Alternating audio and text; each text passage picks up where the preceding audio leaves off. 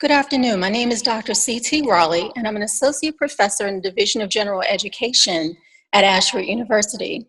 Today, I'm going to be talking about using a treasure hunt themed extra credit activity to promote academic integrity in an online course room. Academic honesty remains an important issue for online courses. It's important to the academic integrity and accreditation of higher learning institutions, and it is vital to the learning experience of students. Yet, ensuring academic honesty in online classrooms continues to be a problem. Despite warnings and the threat of punishment, plagiarism does occur, and with increasing frequency. Every year, seemingly new resources come out that help learners commit plagiarism by giving them access to things like personalized college essays, research papers, discussion questions, and more. Some of the bolder companies even offer to write master's theses and dissertations for a fee. Some of these businesses also offer pre-written course content that is specific to an institution. For example, CourseHero.com is particularly notorious for providing students with content for university courses. Understandably, plagiarism exists on a continuum from mild citation errors to more egregious acts, such as attempting to resubmit work completed by former students. Any way one looks at the situation, addressing plagiarism is challenging for online faculty. The Council of Writing Program Administrators notes that suspicion of student plagiarism has begun to affect teachers at all levels, at times diverting them from the work of developing students' writing, reading, and critical thinking abilities.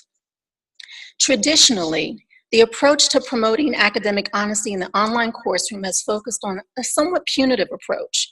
That is, catching plagiarism using anti-plagiarism software and then reporting the offense. Anti-plagiarism software is useful, but there's also evidence that these do not account for all of the different types of plagiarism there are or the quickness with which new plagiarism resources emerge. Furthermore, a heavy reliance on anti-plagiarism software reinforces a punitive approach to class management that may not only be limited in its effectiveness, but potentially detrimental to students in terms of having them focus more on the experience of being monitored than on their learning. A more recent strategy has been to employ what are called quote-unquote teachable moments when instances of plagiarism occur in order to give learners an opportunity to understand and correct their behavior as well as learn new skills. This approach focuses on understanding and empathizing with the various skills and resources learners bring to an online course room, as well as things like the context in which their learning activities occur. So that's a useful approach as well. But the problem is that it still relies on waiting for learners to commit plagiarism to direct them to these valuable learning resources. One study found that most online learners have some understanding of what plagiarism is, and their motivations for committing acts of plagiarism are influenced largely by the degree to which faculty, quote, establish and communicate the boundaries of acceptable learning behaviors in online courses, unquote. So another scholar, Cleary, argues that an effective strategy for discouraging plagiarism is to ensure that learners are aware of the serious consequences of doing so right from the start. She asserts that, quote, students are less likely to plagiarize deliberately if they perceive the cost of getting caught as too high, unquote. So I thought about this. I thought about my experiences with Social 120 and the experiences of some of the faculty that I work with or that I've worked with in the past. And I conceived of an exercise that would take place during the first week of the course to inform learners about plagiarism and how to avoid it. I also wanted to see if learners would show an interest in an interactive activity related to academic honesty and how it might impact observed incidents of plagiarism during the course. So the remainder of this presentation will summarize the results of this learning exercise. So for this activity, I focused on 4 sections of Social 120 offered between April and August of 2018. Social 120 is a course on social ethics and responsibility. It's offered as an introductory level course in the Division of General Education. Learners who take the course may enroll as transfer students after taking the EXP course to satisfy requirements for their majors and or after completing Doge courses such as philosophy. So learners in the class vary in terms of their familiarity with and confidence using APA citation methods and overall academic honesty requirements. A total of 120 students across 4 sections of Social 120 were given the option to participate in this extra credit exercise. And I just need to note that that number has been adjusted for course attrition. So for the exercise, they had to view an announcement related to overall class success, in which a couple of interactive activities related to academic honesty and avoiding plagiarism were embedded. So that's why I refer to the activity as a treasure hunt. Learners were not told beforehand that the activity related to academic honesty. After reviewing the announcement, learners had to answer 2 simple questions specifically related to academic honesty, items that were contained within the announcement. Learners who answered correctly learners who answered the questions correctly earned 5 extra credit points, which were added to their lowest scoring assignments at the end of the class. Those who answered at least 1 question correctly received up to 2.5 points. And learners who answered incorrectly and did not submit correct answers by the end of the first week of the class received 0 points. The exercise was mentioned in the welcome announcement for the class and then immediately posted as a separate announcement. I did this because it was important to me that the activity would stand out. The announcement was entitled 8 Key Tips for Doing Well in This Class and All of Your Classes. The tips format was inspired by the work or by the model used by Travis Bradberry in his influential Emotional Intelligence blog. So for those signed up to receive his blog, and there may be some colleagues here at Ashford who are signed up to receive his blog, you know that he regularly sends out these short, succinct lists that are associated with making positive life changes, enjoying job success, and related topics. They're eye-catching, they have interesting headings and interesting content, and I thought that a similar approach might be interesting and engaging for our students. I did post other announcements during that first week that are standard for the beginning of class, such as the late policy, the policy regarding discussion grading, and so forth. But I staggered their release so that learners would see the extra credit exercise right after the welcome message.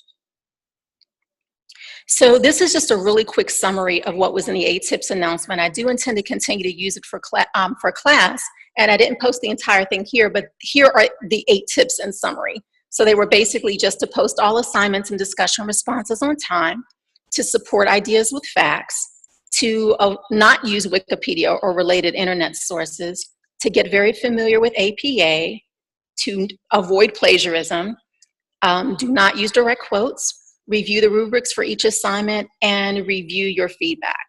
So as you can see, there's a heavy emphasis in this particular announcement on things like academic integrity, the responsible use of academic resources, and so forth. So that was intentional because of the context of the activity. And as I said before, this is just a summary of what the actual tips were, minus all of the verbiage and embedded links that were associated with the actual announcement itself.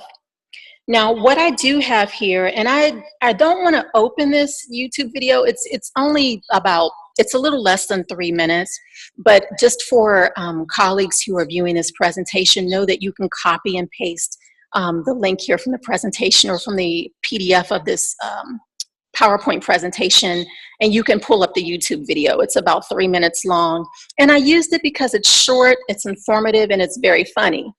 And I wanted their experience of viewing the video to be fun. I wanted their reviewing the Wikipedia video item, which I'll talk about in a moment. I wanted that to be fun and interactive. I wanted to employ some humor, but I wanted that humor to be embedded within a context of addressing very important class information. Let's see. So for the exercise, learners had to answer 2 questions. The first question was, what is the subject of the Wikipedia hoax discussed in the announcement? And I didn't link to the article, but the article essentially discusses a French composer who passed away several years ago. And a journalist who wanted to see basically how media could be manipulated went to the Wikipedia site for this French composer and changed important details regarding this man's life, how he lived and how he died. And this journalist, again, wanted to see, the journalist's name was Shane Fitzgerald, wanted to just see, you know, what would happen. And what happened was really interesting.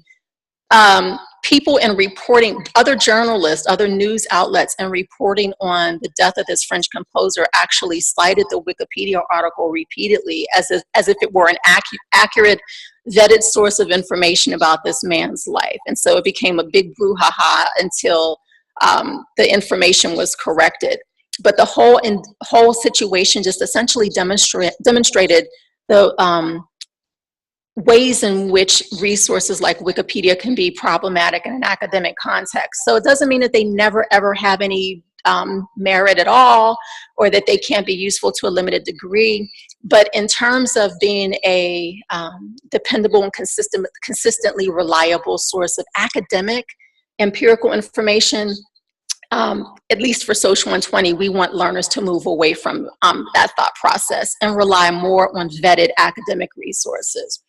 So that was the first question. And then the second question referred to an item that's addressed midway through the video, where they're talking about the Battle of Normandy.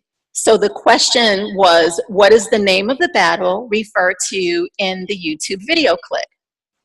So again, if you watch the YouTube video clip, you'll see that they get to a section where they're talking about the Battle of Normandy, and it's kind of a funny discussion about, you know, how you have to be responsible when you're citing sources of information. And so learners were given 1 week to view this material and to complete the exercise. And they were asked to email me with their responses. So what happened? Well, first of all, about 35 students participated in the extra credit exercise. Three learners made incorrect attempts with several options to retry. So even if learners made a mistake the first time, they had the complete week to continue, you know, to resubmit answers until they got the answers right so that they could earn the extra credit. There were 4 students who received partial credit after several partially correct attempts. So there were instances in which learners made a first effort, and if they got a few points, they were happy with that and didn't want to try again. There were a couple instances where learners, maybe 1 or 2 instances in which learners made a mistake the first time and they had to go back and look at the information again, and then their second try was successful. So during the trial, over 4 courses, a total of 7 dishonesty reports were filed. Again, this was across 4 classes, while as many as 6 I-ROAD reports, or academic dishonesty reports, were filed prior to the trial in 1 section of the course.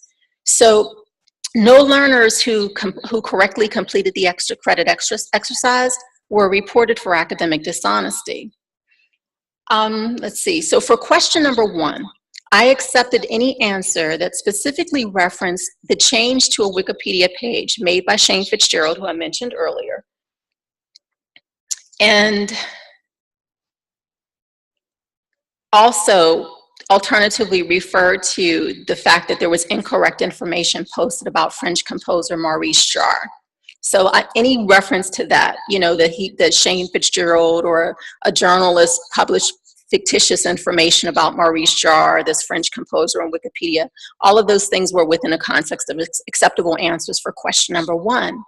For question number 2, I accepted any responses that specifically referenced the Battle of Normandy.